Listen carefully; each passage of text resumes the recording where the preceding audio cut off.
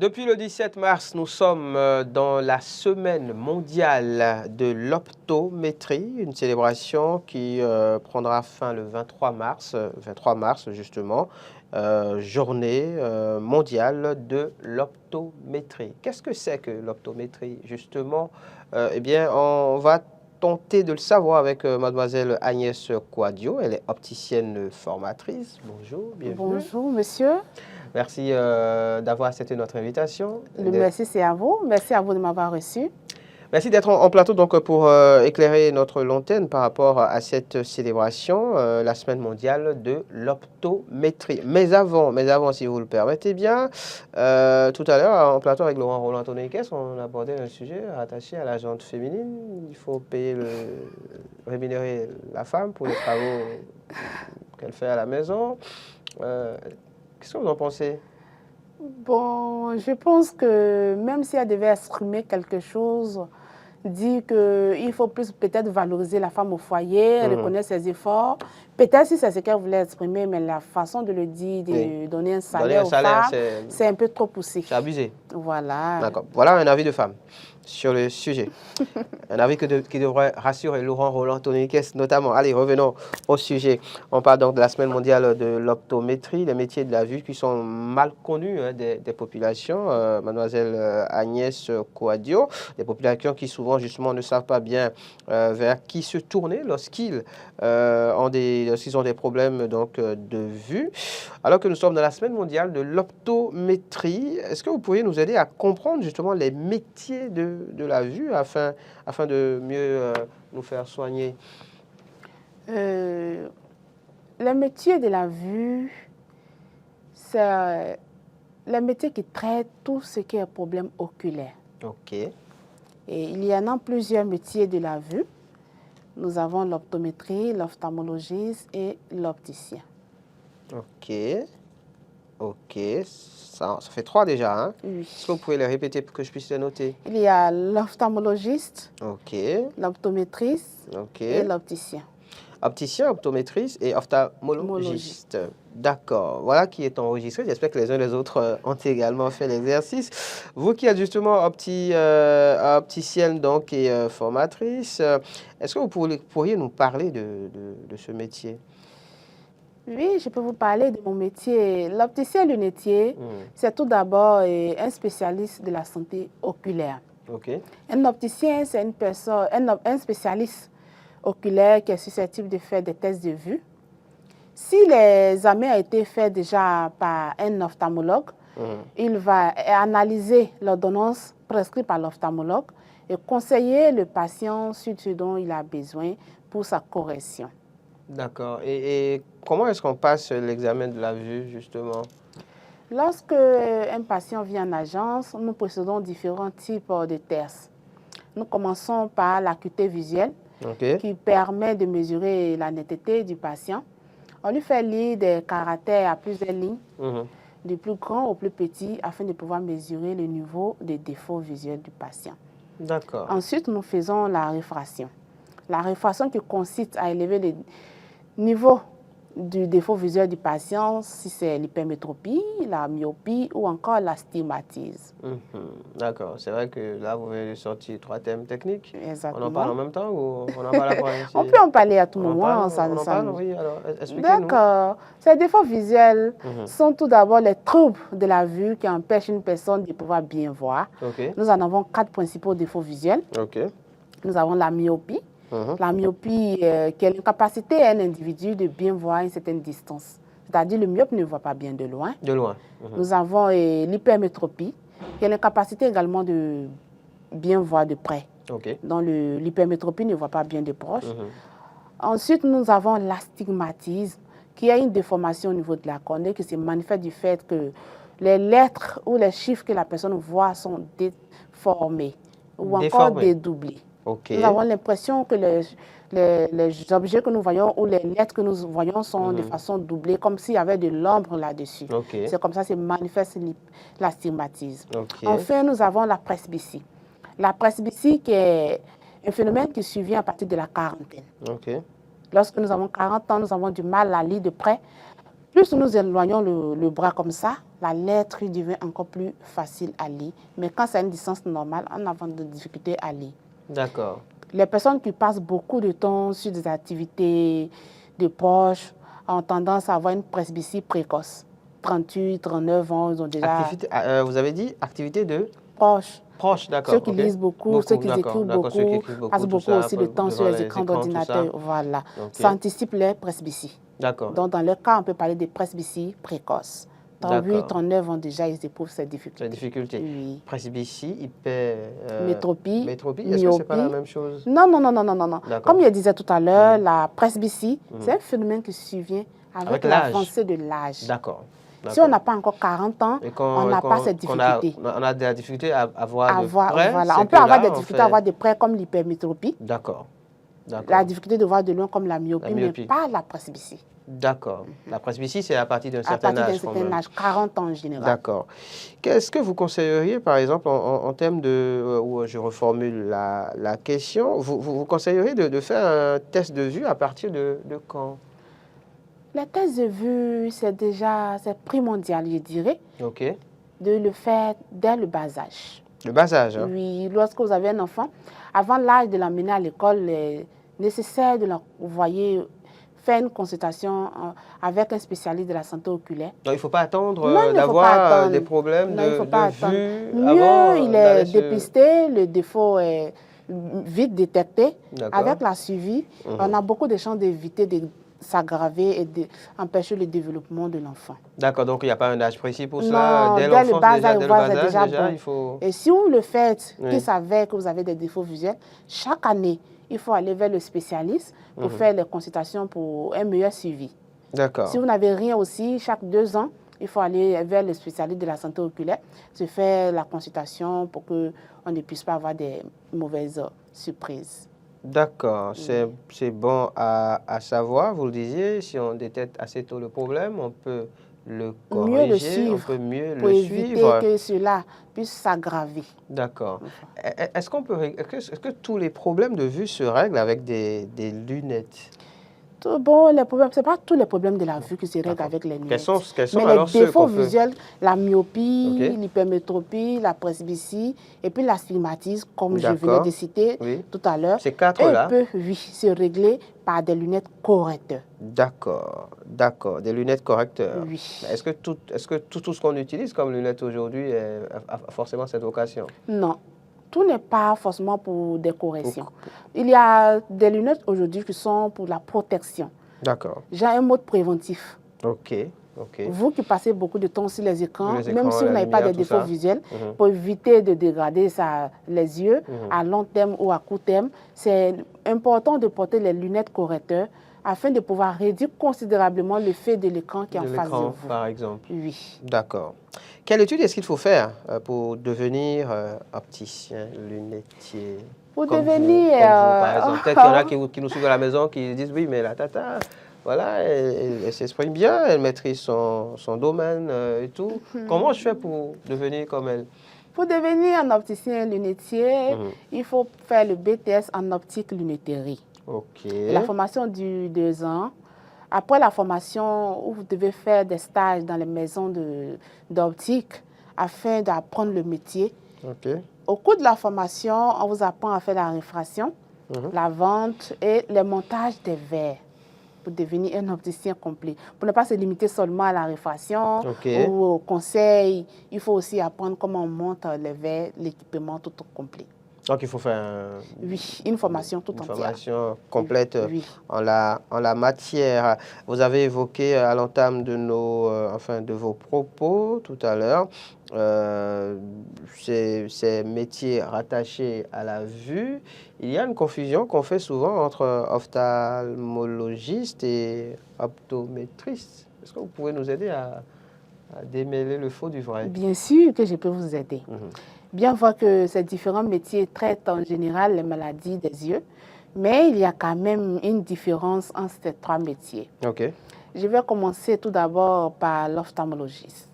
L'ophtalmologiste, c'est un spécialiste de la santé dans sa globalité. Je dirais que c'est le médecin généraliste de l'œil. D'accord, généraliste. Je dirais. Parce que l'ophtalmologue, c'est un spécialiste qui traite toutes les maladies, les pathologies, je dirais. Il peut faire la chirurgie de la cataracte, prescrire des médicaments pour le glaucome, la tension oculaire. Il peut prescrire des verres, faire des examens approfondis. D'accord. Ensuite, nous avons l'optométriste, qui est un spécialiste oculaire qui fait des tests de vue. Il peut prescrire des lentilles de contact et des lunettes. Il peut aussi faire des rééducations. Je donne un exemple d'un cas d'un strabisme. Le strabisme, c'est quelqu'un qui louche, comme on a l'habitude de dire couramment. D'accord. Et voilà, quelqu'un qui louche, c'est ça qu'on appelle le strabisme. L'optométriste, il peut lui donner des exercices comme des rééducations, afin de pouvoir retrouver la mobilité de ses nerfs. Enfin, nous avons l'opticien.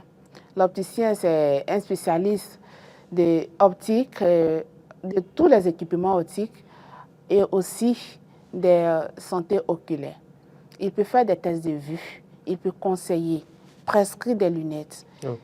Voilà, et les traitements adaptés sur les verres pour notre mode de vie. Mais voilà donc quelques éléments qui permettent de faire la nuance entre ces différents métiers rattachés à la vue.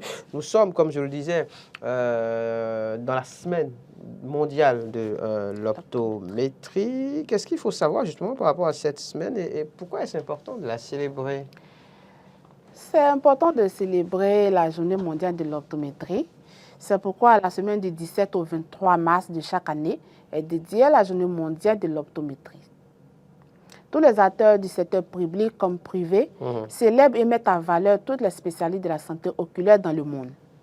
Cette année, tous les acteurs du secteur optique sont tous invités à investir dans le domaine de la formation des spécialistes de la santé oculaire, afin de faire avancer le domaine de la santé visuelle. D'accord, d'accord. Et quand on se trouve justement dans cette semaine mondiale de l'optométrie, en tant qu'optométriste, opticienne, pardon, comment on se sent?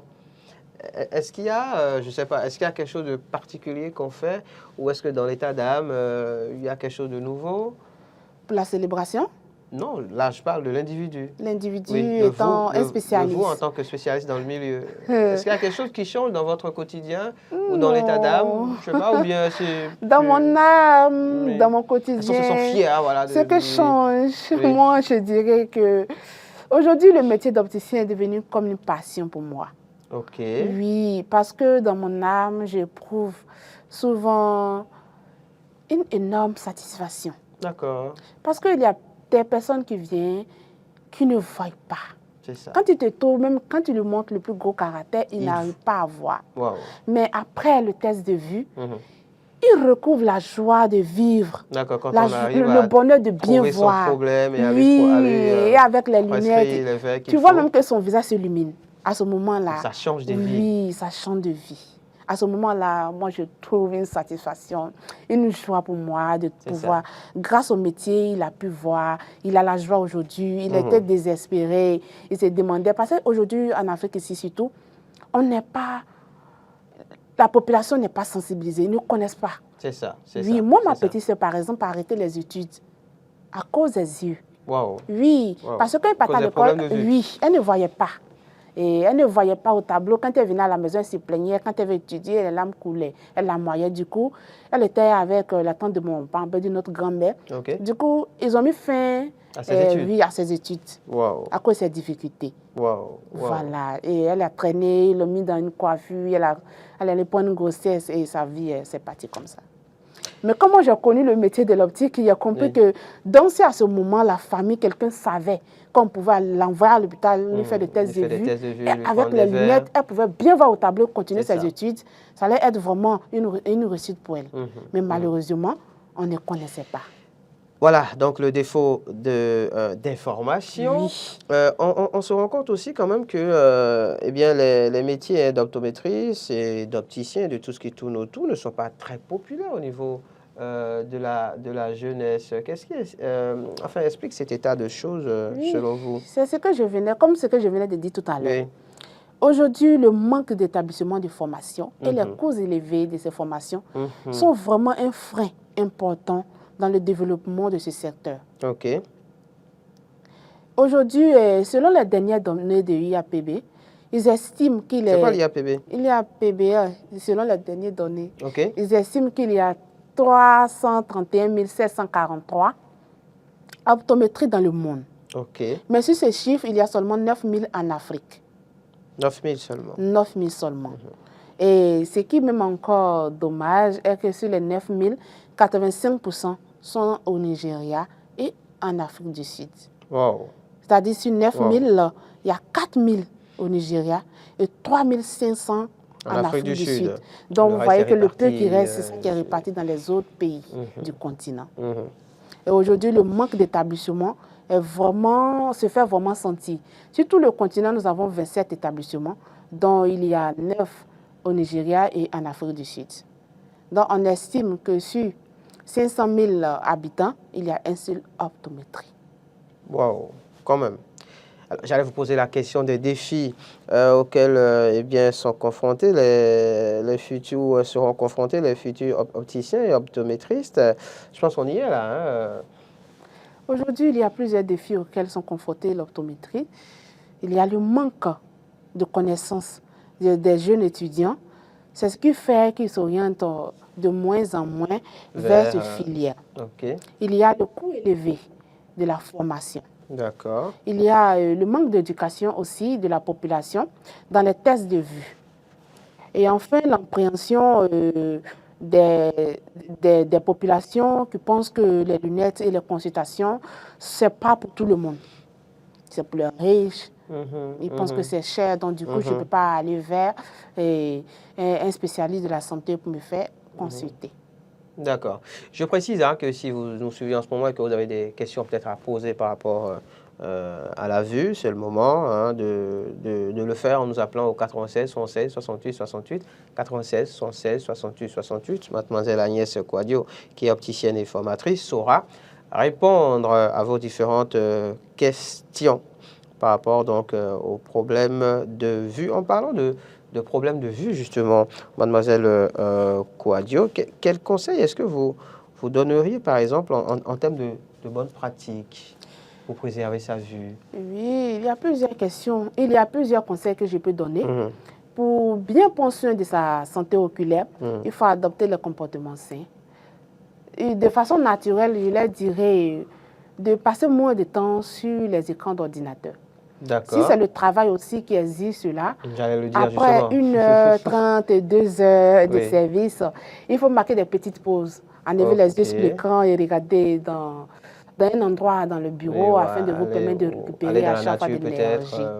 Voilà, passer beaucoup de temps aussi.